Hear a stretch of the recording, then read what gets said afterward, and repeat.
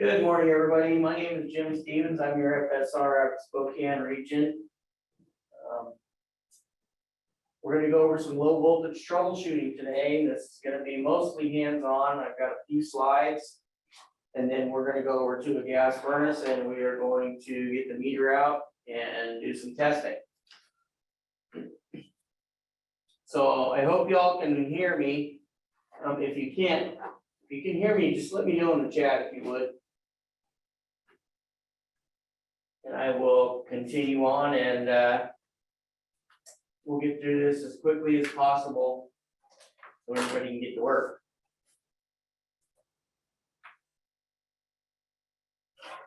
Again, my name is Jim Stevens. Our phone number for technical support is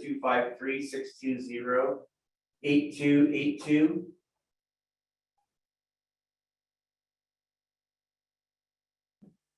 Perfect. I'm getting some text in now saying that y'all can hear me, so we'll just carry on.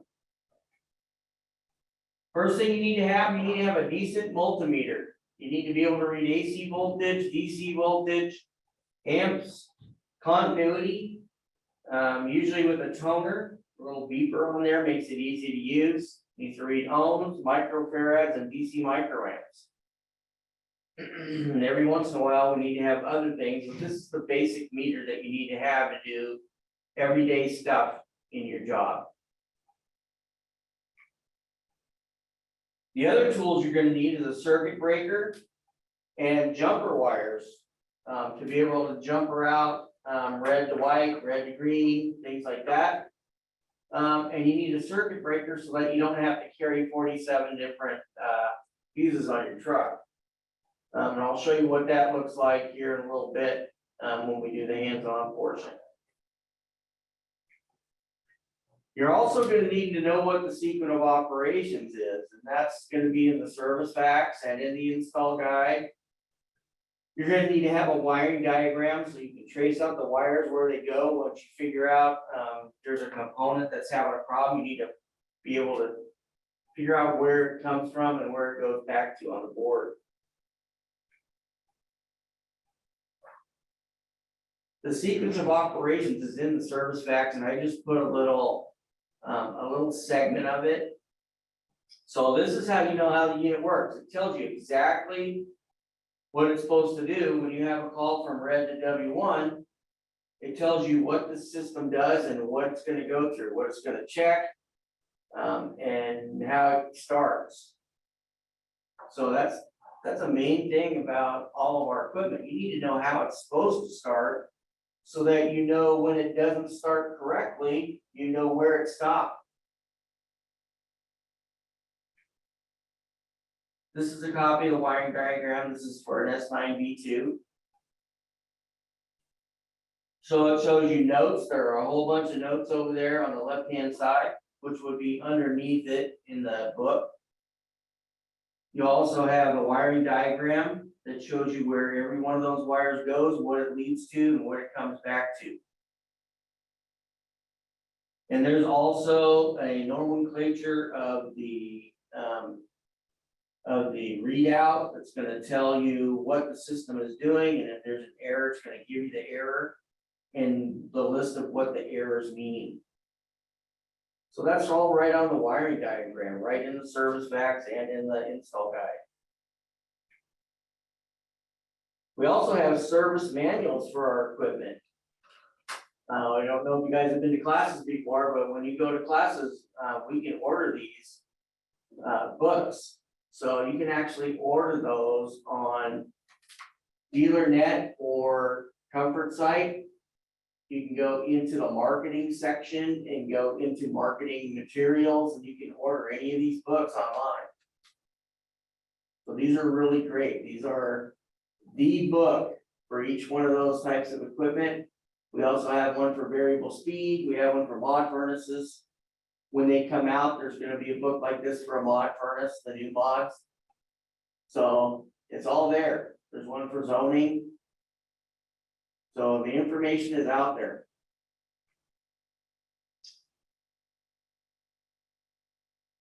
When you test a switch and you test power across the switch, if the switch is closed, you're not gonna read any power across it, okay? So obviously you have to have wires attached to it, you have the power on, you're gonna be calling for W1. And then if the pressure switch is closed, you're gonna read 0 volts. Now, whenever I test these and I read 0 volts, I'm gonna test one of those leads to common to verify that I really have 24 volts going to that pressure switch, okay? Same thing with a limit. Whenever you're testing a limit, if the switch is open, you'll read 24 volts across it. And when the switch is closed, you'll read 0 volts. So the normally closed switch or a limit, they should be closed all the time once they're tripped. The pressure switch is going to be open until the inducer starts. Once the inducer starts, then it should close that pressure switch and show you 0 volts. So before the inducer starts, you should read 24 volts. After the inducer starts, you should read 0 volts. So let's go over to the furnace. Let me get the camera going on the furnace. And we'll go over there and do a few things on the furnace itself.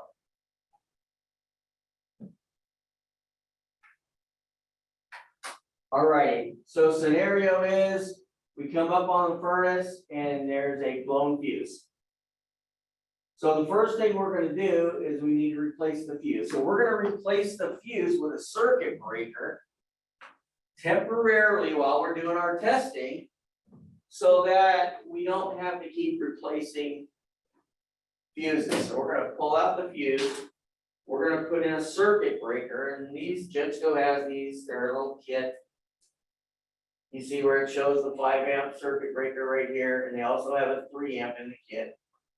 So right now, if we were to trip the fuse, it would blow the circuit breaker and not have to replace another fuse, okay? So once you do that, you can push in on the reset and it'll reset that circuit breaker. And you can keep doing it as many times as you need to do for the system. So we put the new fuse in and it trips we put the breaker in and it trips the breaker right away. Now we know that there's definitely a problem with the furnace. It wasn't just a power glitch or something like that. So now what we're going to do is we're going to remove all the thermostat wires off of the furnace. We're going to eliminate outside sources and bring our troubleshooting right down to the furnace itself.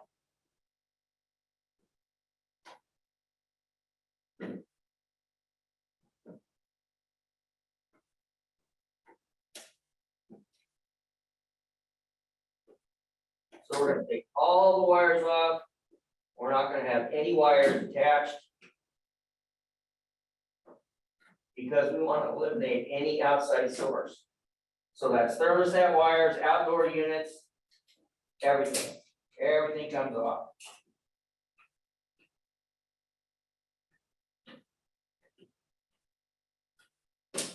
All right, now that we have that off, now we can turn our power back on. We can reset our breaker again. Does the breaker trip? If the breaker trips, then there's a problem internally of the furnace. Something is shorted out inside the furnace, and then we're going to get out our meter and we're going to find out what is shorted. The first thing we want to do is look at everything. Look at all the wires. Look at the terminals. Make sure that nothing's burned. Make sure that there's nothing that's disconnected and touching the metal. A lot of times, you know, things happen where something will pop off, it will touch the metal, pop your fuse right away. Okay, so those are the things you want to look for first. Visually check everything. Visually check all of your connectors. Make sure that all your connectors are nice and tight. Make sure that everything's on there, nothing looks burned. And then what we're going to do is we're going to reset the breaker. Okay, so now the breaker resets. Okay, the problem with low voltage is we have to find it. So there's a lot of things that we can do to find it. We can start eliminating one switch at a time, so we can pull the wires off of this switch. Reset the breaker, still does it, pull the wires off the other switch, reset the breaker, start pulling wires off of things until it doesn't reset anymore, or until it resets.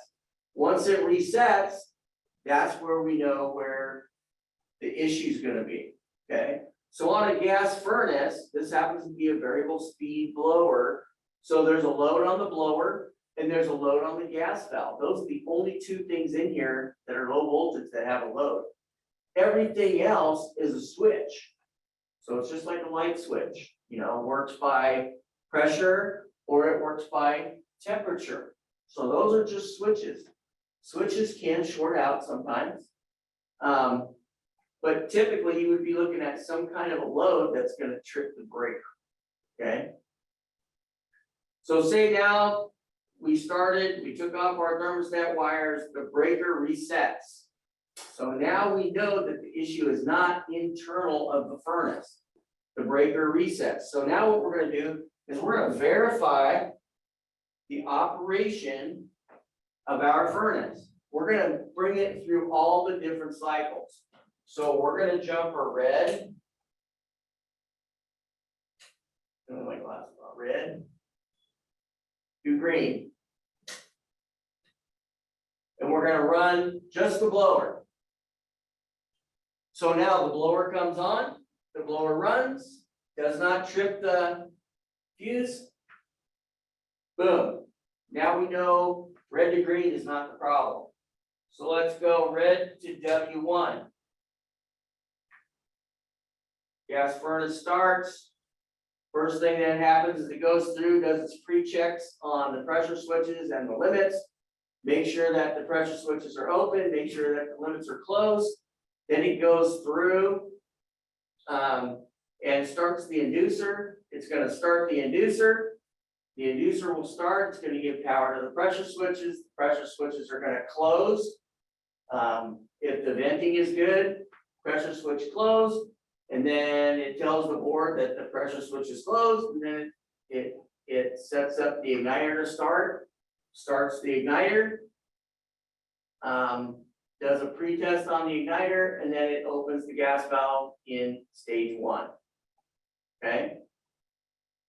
If all these things happen, then 45 seconds later the blower comes on. So now we know that the gas furnace is working correctly, okay, all the gas components. Now what we're going to do at this point is after the blower starts, we're going to jump our W1 and W2 so that we can bring it into high fire. Because every once in a while you get something that's over amping in just second stage and not in first stage. So you're going to want to jumper W1 and W2. It'll bring it up into high fire right away. Once W1 is started, you wait for the fan to start, jumper W2, and it stages up right away. If you jumper red W1 and W2 at the same time, you have to wait 10 minutes. There's a 10-minute delay in between W1 and W2 to start. So after we get the furnace portion done, then we can actually jump our red, green, and yellow, and that's going to bring on the high fan. Okay. Odds are, if it works in fan on, it's going to work in high-speed fan. But we're doing testing, right? We're not sure what's going on with the system yet, so we're going to go ahead and test that. So once we've confirmed that the issue is not internal of the furnace, then we need to start looking at thermostat wires, the thermostat itself, and the outdoor unit. So the first thing I'm going to do is I am going to connect the thermostat wires going to the thermostat. So I will reconnect the thermostat wires, just the thermostat wires, not the outdoor unit yet. Just the thermostat wires. And then I'm going to call for all the same things that I just called for through my thermostat. I'm going to call for fan on. I'm going to call for low stage heat, high stage heat, low stage cooling, high stage cooling. If everything works and doesn't trip a breaker, then I know my thermostat wire going to my thermostat and my unit are all okay. If I turn the fan on from the thermostat and it trips the breaker, then I know the problem is in the G wire going from the thermostat to the unit. So once we figure out that, okay, there's something going on with the wiring, what we're gonna do is we're gonna take the wires and we're gonna isolate those wires on both ends. So we're gonna disconnect them at the indoor unit and we're gonna disconnect them at the outdoor unit. And we're gonna disconnect them at the thermostat. We're gonna spread them out so that none of them touch on both ends. And then what we're gonna do is we're going to test those by putting one into your meter on one wire, and then we're gonna test every other wire to see if it tones. If it tones, then we have a problem, right?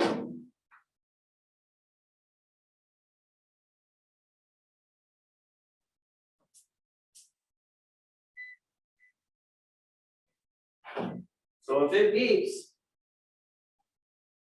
when we're testing these wires, whichever two that are shorted together on the other end or somewhere in between, if it tones out, if it beeps, that means you have a short, okay?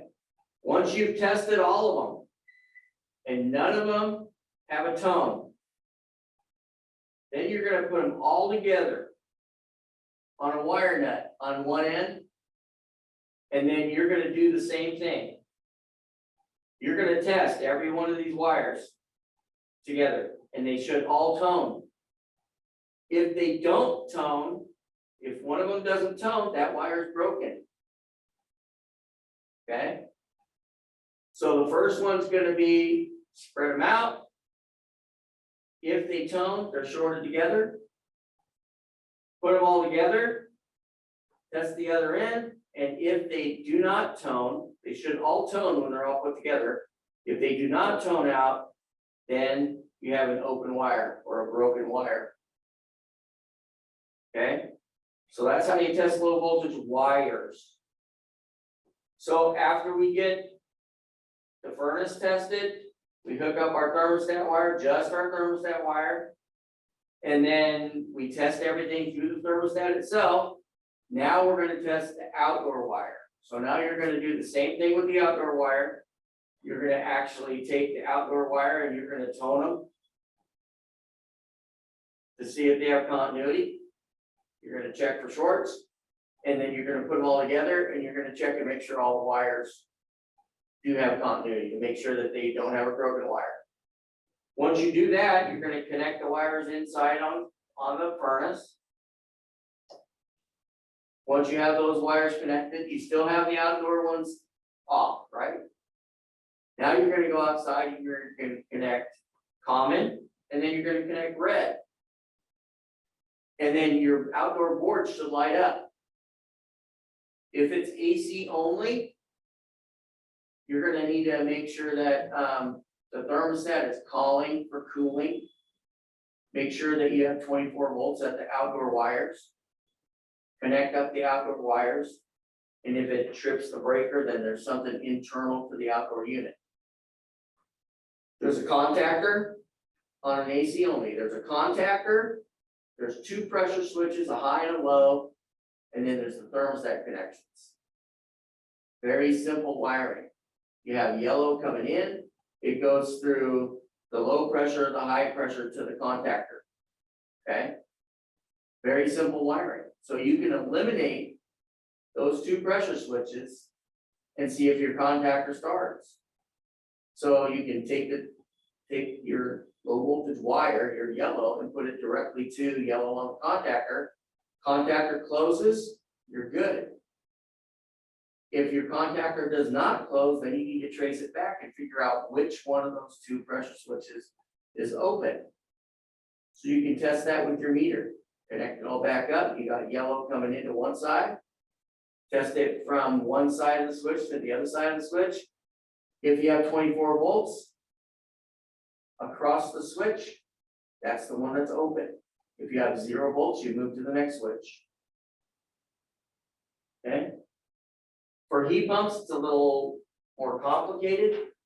I would hook up one wire at a time, red and common. I would put those on first. I would look at my board, make sure my board lights up. If my board doesn't light up, then I'm gonna go back in and make sure that my breaker is not tripped. I'll reset my breaker, and if it trips right away, there's something going on. There's a direct short on the low voltage on the output.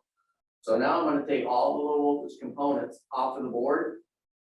I'm gonna take the pressure switches off. I'm gonna take the reversing valve off. I'm gonna take the contactor off of the board. Then I'm gonna plug the board in all by itself. Does my unit stay running?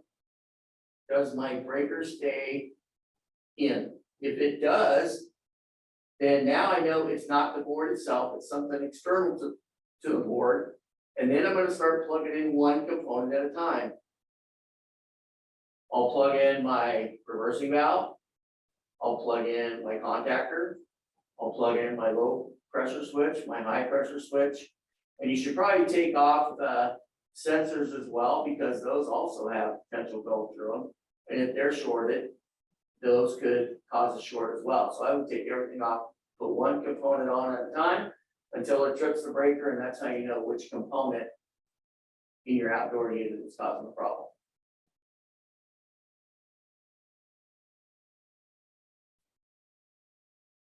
When you're testing low voltage on residential equipment, you always want to test your voltage to common. Okay? On an air handler, if you were to test red to ground or common to ground, since it's a 240 volt system, you're probably going to get around 14 volts on each time you test it. If you test it to ground, you're going to get 14 volts. If you test it to common, you're going to get both sides of the transformer, and you'll get the 24 to 26 volts that you're supposed to have. Okay, so with residential equipment, always test to common. In training American Standard equipment, common is always blue. So the blue wires are common. Up on the gas valve, on the transformer, on the unit, on the thermostat, they're always B for blue.